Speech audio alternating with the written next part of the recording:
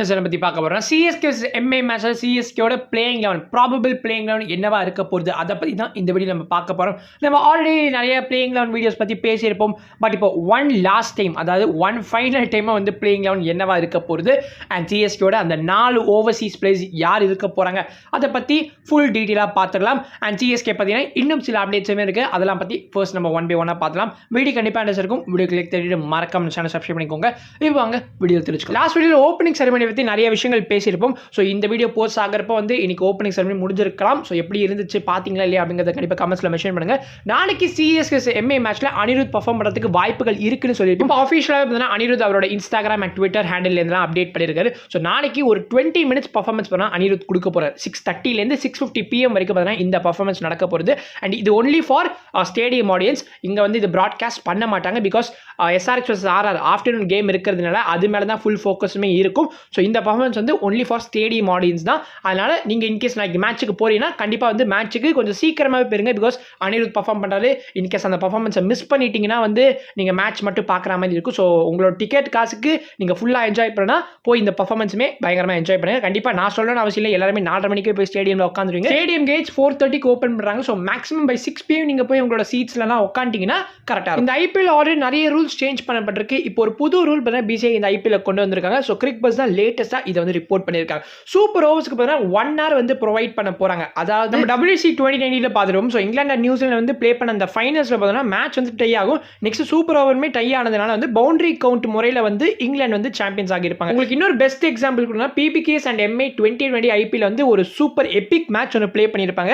So match வந்து tie ஆகும். Next super ஓவரும் tie ஆகும். அதுக்கப்புறம் பார்த்தீங்கன்னா நடந்த ஒரு சூப்பர் ஓவரில் வந்து PBKS ஜெயிச்சிருவாங்க. ஸோ இதெல்லாம் நம்ம முன்னாடி பார்த்த மேட்சஸ். இனிமேல் IPL 25 எப்படி இருக்க போகுது அப்படின்னு பார்த்தீங்கன்னா ஸோ 1 hour ப்ரொவைட் பண்ணிடுவாங்க. இந்த 1 hourல பார்த்தீங்கன்னா எவ்வளோ சூப்பர் ஓவர் வேணால் விளையாடிக்கலாம். There is no limit. ஆனால் முன்னாடி ஐபிஎல்லுமே I think there is no லிமிட்னு தான் நினைக்கிறேன். இனிமேல் any number of super overs விளையாடலாம். But with in the 1 hour time frame 1 hourக்குள்ள வந்து மேக்ஸிமம் 3 to 4 சூப்பர் ஓவர்ஸ் விளையாடலாமா? ஸோ 4 சூப்பர் ஓவர் வரைக்கும் மேட்ச் டிசைட் ஆகாமல் இருக்க போகிறது கிடையாது. ஸோ மேக்ஸிமம் 3 சூப்பர் ஓவருக்குள்ளேயாவது மேட்ச் வந்து டிசைட் ஆகிடும். But let's wait and see இந்த ஐபிஎல் வந்து 2 சூப்பர் ஓவர் மேட்சஸ் இருக்க போகிறதா இல்லையா. நேற்றுக்கு சிஎஸ்கே ஒரு சின்ன ஈவெண்ட்டுமே கண்டக்ட் பண்ணியிருக்காங்க. நம்மளோட ஹெட் கோச் ஸ்டீஃபன் லெமிங் அண்ட் நம்மளோட கேப்டன் ருத்து பார்த்தீங்கன்னா எல்லா டீம் பிளேயர்ஸ்க்குமே ஒரு டாக் கொடுத்துருக்காங்க.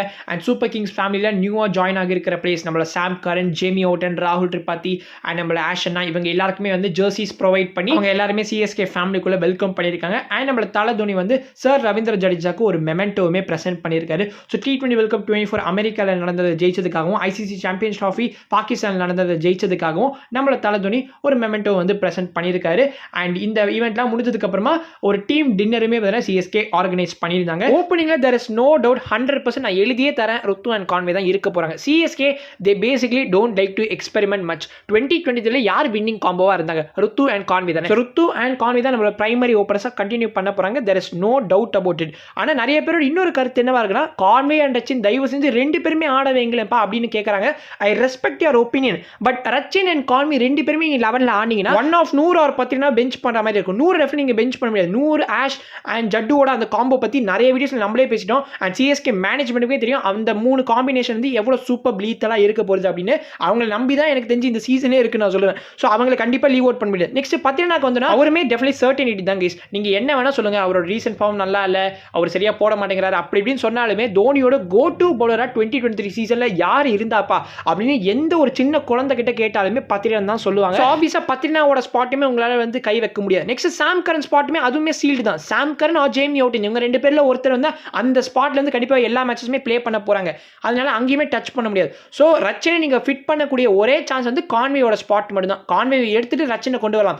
நீங்கள் லாஸ்ட் சீசனே பாருங்களேன், ரச்சன் ஸ்டார்ட் பண்ணியிருப்பார் கொஞ்சம் மேட்சஸ், இல்லை ஒரு 3 மேட்சஸ் சரியாக பர்ஃபார்ம் பண்ணாத காரணத்தினால ரஹானேவை கொண்டு வந்திருப்பாங்க. அந்த மாதிரி தான் இந்த சீசனையும் கான்வே நல்லா விளையாடலையா உடனே பேக்கப்புக்கு ரச்சன் இருக்காரு, ஸ்ட்ரெயிட்டாகவே அவரை வந்து 11ல் கொண்டு வந்துருவாங்க. நெக்ஸ்ட் 1 டவுனுக்கு வந்தோம்னா இதுவுமே சர்டனிட்டி நம்ம ராகுல் திரிபாதி தான் இருக்க போகிறார். Domestic season not up to the mark. டிவை பாட்டிலையும் வந்து பிக் ஸ்கோர்ஸ் கிடையாது. பட் இருந்தாலும் ராகுல் திரிபாதி இஸ் அ சர்டனிட்டி. பார்க்கலாம் இந்த சீசனில் ராகுல் திரிபாதி எப்படி ப்ளே பண்ண போறான்னு. நெக்ஸ்ட் அஜின்கே ரஹானேவா சிஎஸ்கேக்காக வந்து ராகுல் திரிபாதி இருந்தால் ரொம்ப ரொம்ப நல்லா இருக்கும். அண்ட் நெக்ஸ்ட் நம்பர் 4ல் நம்மளோட சிவம் டுபே சர்டனிட்டி. நீங்கள் சிவம் டுபே வந்து நம்பர் 3ல் ஆடிட்டு ராகுல் திரிபாதி நம்பர் 4ல் கூட ஆடலாம். பட் சிஎஸ்கே அது பண்ண மாட்டாங்கன்னு தோணுது. ஸோ ராகுல் திரிபாதி தான் 1 டவுனில் இருக்க போகிறார். நெக்ஸ்ட் நம்பர் 5ல் தீபக் ஹுட்டா ஆர் விஜய் சங்கர். ஸோ இந்த 2 பேரில் ஒருத்தர் அந்த ஸ்பாட் வந்து சீல் பண்ணிட்டாங்க. நிறைய பேர் அந்த ஸ்பாட்டுக்கு தான் வந்து பவுலிங்கில் டெப்த்தை ஆட் பண்ணுறேன் அப்படின்னு சொல்லிட்டு அன்ஷுல் கம்போஜை போட்டுட்டு இருக்காங்க. அன்ஷுல் கம்போஜோ ஓகே நல்ல ஆப்ஷன் தான். பட் ஒய் அதுதான் நான் கேட்குறேன், எதுக்காக நீடே இல்லையே? ஏன்னா உங்களுக்கு 12 overs of spin Ashwin, Noor, Jadeja இருக்காங்க. பார்த்தீங்கன்னா ஒரு 4 ஓவர், நெக்ஸ்ட் சாம் கரன் ஒரு 2 ஓவர்னு வச்சுப்போம். அதுக்கப்புறம் கலீல் அஹ்மத் ஒரு 4 ஓவர். ஸோ இதுக்கப்புறமா அன்ஷுல் கம்போஜ் போடணும்னா மேக்ஸிமம் அவரால் ஒரு 2 ஓவர் தான் போட முடியும். இந்த 2 ஓவருக்காக ஒருத்தரை வந்து நீங்கள் லெவலில் செலக்ட் பண்ணுமா? அவரோட பேட்டிங்குமே ஓகே டீசெண்டாக இருக்கும். But Deepak Hooda far better option. Deepak ஹூடாவோட தான் போகணும். அதுதான் வந்து சிஎஸ்கே பண்ண போறாங்கன்னு தோணுது. அன்ஷுல் கம்போஜ் இருந்தால் என்ன வந்து கேட்காதீங்க கைஸ். ஸோ நெக்ஸ்ட் வந்து சாம் கரன் வந்து நம்பர் 6ல அதுவுமே சர்டினிட்டி. அதுக்கப்புறம் நம்பர் 7ல நம்ம ரவீந்திர ஜடேஜா பேசவே தேவையில்ல. நெக்ஸ்ட் நம்பர் 8ல தலை தோனி. நம்பர் 8ல வச்சிருக்கேன். தோனி கொஞ்சம் அப் தி ஆர்டரில் வரலாம். ஏன்னா வந்து இந்த பிராக்டிஸ் மேட்ச்ல 15th ஓவரில் வந்திருப்பாரு. பேஸ்ட் ஆன் கேம்ஸ் சிச்சுவேஷன் தோனியோட அந்த பேட்டிங் ஆர்டர் மாறலாம். நெக்ஸ்ட் நம்பர் 9ல ஆஷனா. ஸோ நம்பர் 9 வரைக்குமே சிஎஸ்கேயோட பேட்டிங் தரமா இருக்குன்னு இதை பார்த்தே நமக்கு தெரியுது. நெக்ஸ்ட் நம்பர் 10க்கு வந்து பார்த்தீங்கன்னா நம்பர் 11ல நூர் அகமது அண்ட் என்னோட இம்பாக்ட் சபா பார்த்தோன்னா நம்மளுக்கு கலீல் அஹ்மத் இருக்க போறாரு. திஸ் இஸ் பக்கா 11 அண்ட் சிஎஸ்கே வந்து இந்த 11ஓட போனாங்கன்னா கண்டிப்பா செமையா இருக்கும். நம்மளுக்கு வந்து ஆல் ஏரியாஸ்லயுமே வந்து we have tick the boxes. So நீங்க நினைக்கிறீங்க இந்த 11 பத்தி அண்ட் சிஎஸ்கே எம்ஏ மேட்ச்க்காக நீங்க எவ்வளவு எக்ஸைட்டடா இருக்கீங்க அப்படிங்கறதையுமே கண்டிப்பா கமெண்ட்ஸ்ல மென்ஷன் பண்ணுங்க. இதோட இந்த வீடியோ ராப் அப் பண்ணிக்கலாம். நாளைக்கு வந்து மேட்ச் வின் பண்ணதுக்கு அப்புறமா வந்து உங்களை சந்திக்கிறேன். I will next video. பீஷியஸ் பை.